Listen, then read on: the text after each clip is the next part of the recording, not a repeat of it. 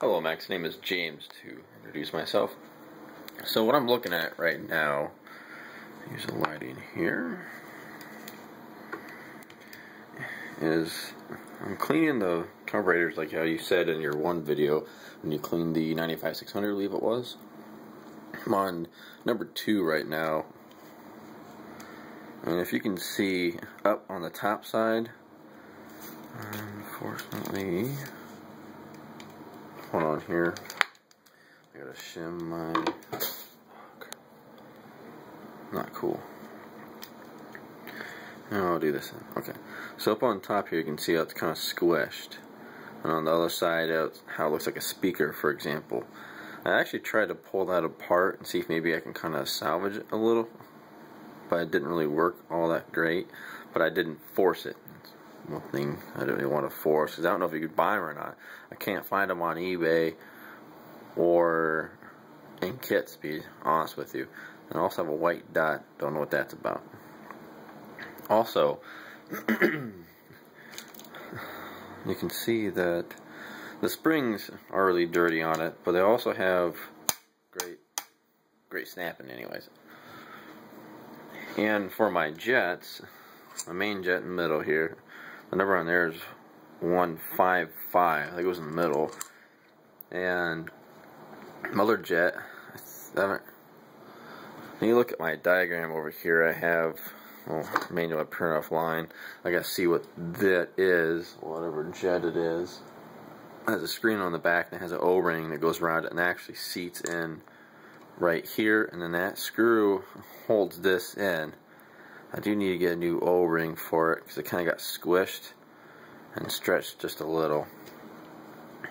And my float seems fine, but you'll hear a rattle.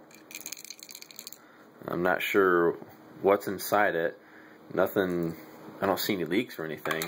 And then on this guy here, I checked the, I don't know if this thing will pick up that close or not, hard telling.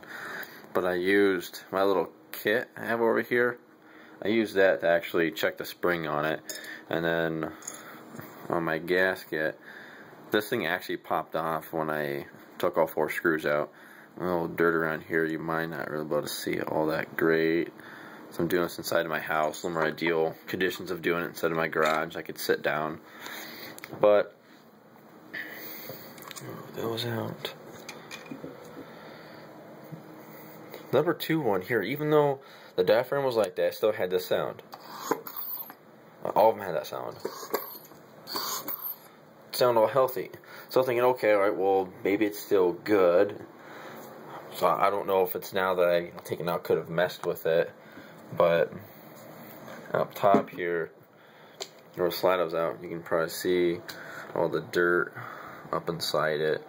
And actually up around here too, where the gasket was. That's what I was thinking about. If I can soak the whole thing in solvent, because I can do it at school. Or, I was saying, well, shoot, I can do it at school. I have a bigger one there. I can do it on Friday, so I'm not going to try to rush this.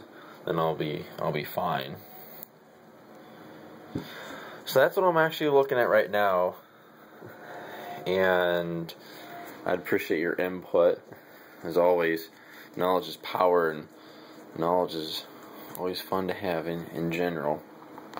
But on a side note too, I was talking about the air. This right here actually comes off of the air and goes in from the ram air. It looks like the deer whistles up front there. That's where there's a 2 pipes that hook into this, and then out it comes to a little canister. It's what, yay big, and then it comes a long pipe into there. I might mod that, I'm not sure. I might try to just keep it stock actually as well. But for the most part, this carburetor here is similar to the one that you're working on, that 95-600, except for just kind of up in here with the jets and everything. And so anyways, that's what I'm looking at right now. I appreciate your input. Thanks, Max.